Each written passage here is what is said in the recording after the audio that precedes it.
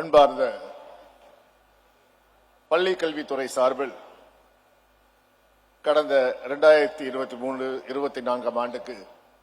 விளையாட்டுப் போட்டிகள் சாதனை படைத்தவர்களுக்கும் மற்றும் கல்வியில் 100% பெற்றவர்களுக்கும் இன்று அவர்களை பாராட்டுகிற வகையிலே அவர்களை மட்டுமல்ல அவர் குடும்பத்தினரை அவர் படித்த பள்ளிகளை பாராட்டுகிற வகையிலே அவர்களுக்கு சான்றிதழ் வழங்குகின்ற விழாவில் வழங்கி அவர்கள் சிறப்பு செய்கின்றவர்களுக்கு வருகை தந்துள்ள தமிழகத்தின் எதிர்காலம் எங்கள் உதயநிதி ஸ்டாலின் அவர்களே மற்றும் அவர் பதவியேற்ற நாள் முதல் குறிப்பாக நீங்கள் தனியார் பள்ளியை சார்ந்தவர்கள், ஆனால் அரசு கல்லூரியில் படிக்கும் மாணவர்களை பெருமைப்படுத்தி அரசு கல்லூரியில் பயில்வர்களுக்கு அது வறுமை இல்லை பெருமை என்று சொல்லி அவர்களை பெருமை சேர்த்த எங்கள் அன்பில் மகேஷ் பொய்யாமொழி அவர்களே மற்றும் எனக்கு முன்னால் உரையாற்றிய சென்னையின் மேயர் திருமதி பிரியா ராஜன் அவர்களே, மாண்புமிகு அமைச்சர் அருமை அண்ணன் மா சுப்பிரமணியன் அவர்களே, PK சேகர்பாபு அவர்களே, அருமை அண்ணன் திண்டுக்கல் லியோனி அவர்களே, சட்டமன்ற உறுப்பினர் பரந்தாமன் அவர்களே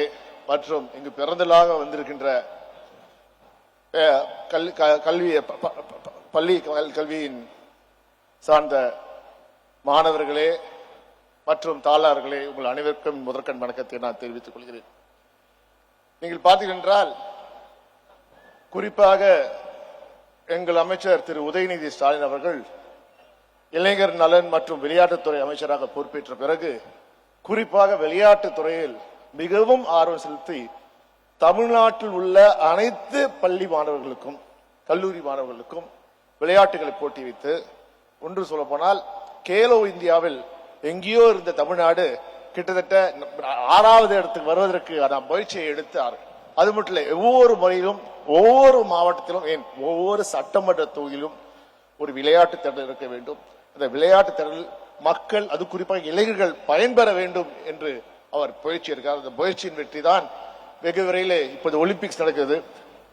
எதிர்பார்த்தோம். ஆனால் கண்டிப்பாக இன்னும் வர இருக்கின்ற போட்டிகளிலே கண்டிப்பாக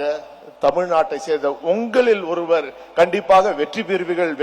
நம்பிக்கையோடு, மேலும் உங்களை பாராட்டுவது மூலமாக உங்களுக்கு மட்டும் பெருமை இல்லை, உங்கள் குடும்பத்துக்கு மட்டும் பெருமை இல்லை, நீங்கள் சார்ந்த பள்ளிக்கு மட்டும் பெருமை இல்லை, உங்களை பார்த்து ஆஹா இவர் முதல் வந்தாரே 100% வந்தாரே, இவரை போல் நாங்களும் வர வேண்டும் காத்திருக்கின்ற மாணவர்களுக்கும் பாராட்டி விடைபெறுகிறேன். நன்றி, வணக்கம்.